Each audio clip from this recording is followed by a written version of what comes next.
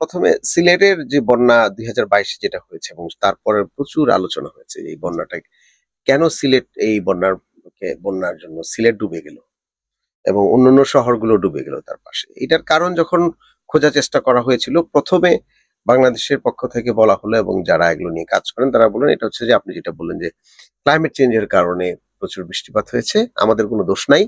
এই বৃষ্টিপাতে এত বৃষ্টি হয়েছে যে এটার ভেসে সিলেট ডুবে গেছে, কারো কোনো দোষ নাই, দোষ হচ্ছে ক্লাইমেট চেঞ্জের দোষ। পরবর্তীতে ইনভেস্টিগেট করে এবং আমরা যারা বললাম যে এই কথাটা দিয়ে আমরা আসলে পুরো রেসপন্সিবিলিটিটা আমরা জলবায়ুর উপর ছেড়ে দিচ্ছি, এটা ভুল। কারণ হচ্ছে যে পরিমাণ বৃষ্টিপাত হচ্ছে এটা রেকর্ড বৃষ্টিপাতও না। আমরা গত 50 বছর, 30 বছর, ইভেন 10-12 বছরের যদি বৃষ্টিপাতের যে স্ট্যাটিস্টিক্স আছে সেটাও যদি ধরেন 2022-এর স্ট্যাটিস্টিক্স সেটাকে এক্সিড করে নাই। দ্যাট মিনস এটা ধারাবাহিকভাবে 20-25 বছর আগে এর চেয়ে বেশি বৃষ্টিপাতের রেকর্ডও আছে এবং পানি এসছে এবং পানি চলেও গিয়েছে, সিলেট তলিয়ে যায়নি। হ্যাঁ, সুতরাং তাহলে কেন সিলেট তলিয়ে যায় এখন? এইটা অনেক বড় একটা প্রশ্ন। এটা একটা প্রশ্ন। দ্বিতীয় হচ্ছে যে সিলেট তো সিলেট না, সিলেট, সুনামগঞ্জ, গোয়াইনঘাট থেকে শুরু করে একদম হাওড় অঞ্চল পর্যন্ত পুরো এখানকার যে সিটি গুলো আছে, দুটো জিনিস, একটা হচ্ছে যে আপনার পুরো অঞ্চল ভিত্তিক একটা অর্থনৈতিক ইনভেস্টমেন্ট, আর একটা হচ্ছে যে অঞ্চলের আরবান ক্লাস্টার গুলোতে আরেকটা ইনভেস্টমেন্ট হয়।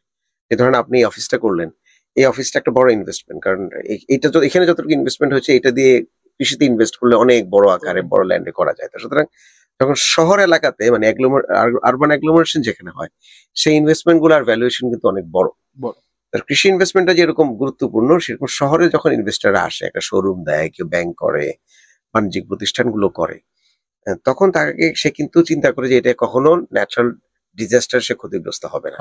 কালকে বৃষ্টিতে যদি এটা ডুবে যায় তাহলে পরের দিন আপনি চিন্তা করবেন যে এখানে আমার ইনভেস্টমেন্টটা লস।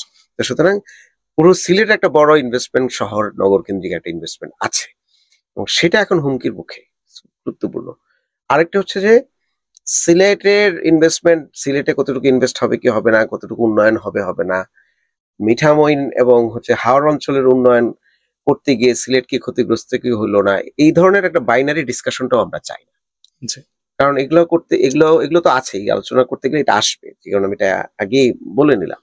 সুতরাং এই বন্যার যে কজেস গুলো আমরা পরে ইনভেস্টিগেট করেছি এবং সবাই এটা পরবর্তীতে এগ্রিড হয়েছেন, সেটা হচ্ছে যে অনেকগুলো কারণ আছে সিলেট অঞ্চলে বন্যার।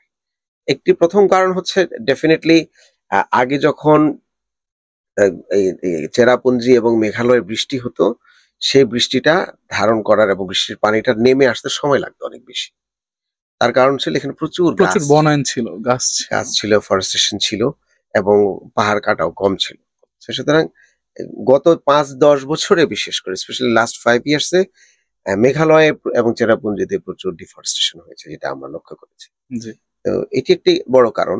সুতরাং আমরা যখন যে কোনো প্ল্যান যখন করি, বিশেষ করে লং টার্ম প্ল্যান করলে এখন আর শুধুমাত্র আমি আমার বাড়ির প্ল্যান করলে হচ্ছে না, আমাকে আসলে আশেপাশের সিচুয়েশনকে মাথায় রেখে আমার বাড়ির প্ল্যানটা করতে হবে। এরকম করি আমরা।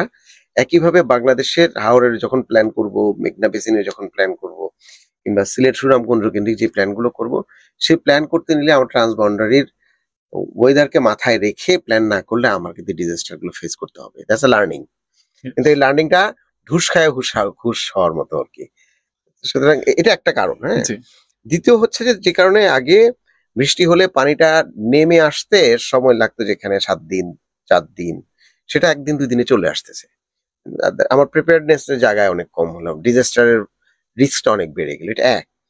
পানি যখন নেমে আসে, যেহেতু এখানে গাছ কম, আর আপনারা জানেন যে সিলেটের যে সেডিমেন্ট গুলো আছে, মেঘনা বেসিনের সেডিমেন্ট গুলো লাল এবং মোটা বালি, খুব দ্রুত সে ট্রান্সপোর্টেড হয় উইথ দ্য ওয়াটার। তো যে কারণে যখন সে নেমে আসে সে প্রচুর সেডিমেন্ট নিয়ে আসে এবং এই সেডিমেন্টটা এসে পড়ে কোথায়? এটা পরেই হচ্ছে সুরমা কুশিয়ারা, দুটো নদী এবং দুই নদীর মাঝখানে। আপনি যদি বাংলাদেশের মেঘনা বেসিনের ম্যাপটা দেখেন, একদম সিলেটের উপরে যদি তাকান দেখবেন যে বারাক নদীটা প্রথমে ঢুকলো বাংলাদেশ অঞ্চলে, ঢুকেই দুটো ব্যান্ড হলো এরকম সাপের মুখের মতো যদি আমরা ধরি। উপরেরটা সুরমা আর নিচেটা হচ্ছে কুশিয়ারা, অনেক বড় নদী। সুরমা গিয়ে কুশিয়ারা গিয়ে এবং এর মাঝখানের বড় অংশটা, সুরমার উপরের অংশ নিচের অংশ পুরোটাই হচ্ছে হাওর। নিচু জায়গা। নিচু জায়গা। তো মেঘনার উঁচু এক হচ্ছে মেঘালয় উঁচু জায়গা, পানিটি এসে পরেই হচ্ছে মেঘালয়ের সাথে অনেকগুলো ছোট ছোট নদী এবং বড় নদী, একটা বড় নদী আছে বাওলাই, হ্যাঁ, এই নদী দিয়ে এছাড়া ধনু নদী আছে একটা বড় নদী, সুরমা, এদিকে কুশিয়ারা, এই সবগুলো নদী ধরে, এবং সুনামগঞ্জে আরো 100-টির উপরে নদী আছে শুধু একটা জেলাতে। এই সবগুলো হচ্ছে আসলে এই মেঘনা বেসিনের পানি এবং বৃষ্টির পানির উপরে ডিপেন্ডেন্ট। তো এগুলো দিয়ে পানিগুলো তারা হাওরে গিয়ে পড়ে প্রথমে। হাওরে যখন মেঘালয় থেকে পানি এবং সেডিমেন্ট, যেটা ইম্যাচিউর সেডিমেন্টটা নিয়ে এসে যখন ট্রান্সপোর্ট করে নিয়ে আসে, এটা বের হওয়ার জায়গা লাগে, দ্যাট ইজ ইম্পর্টেন্ট। তো একটা হচ্ছে যে ডেফিনেটলি ট্রান্সবাউন্ডারি ওয়াটার শেড যেটাকে আমরা বলি, যেটা ওয়াটারকে বেসিন তৈরি করে। তো এই পুরো বেসিন এরিয়ার একটা চেঞ্জ হচ্ছে, যেটা আমরা মাথায় অনেকদিন ধরে আমরা বলছি, এবং পানি উন্নয়ন বোর্ড এটা স্বীকার করেছে যে প্রচুর সেডিমেন্টেশন হয়েছে। হাওর এখন যে পরিমাণ পানি ধারণ করতে পারে তার প্রায় 30% হচ্ছে গিয়ে আর এখন সেডিমেন্টেড হয়ে গেছে, দ্যাট মিনস 30% পানি ধারণ ক্ষমতা তার কমে গিয়েছে।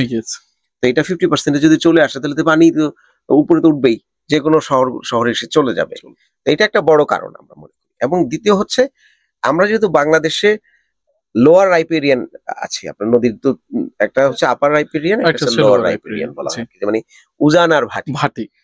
একটা গান আছে না, এক যে ছিল সোনার কন্যা মেঘ বরণ কেশ, ভাটি অঞ্চলে ছিল সেই কন্যার দেশ।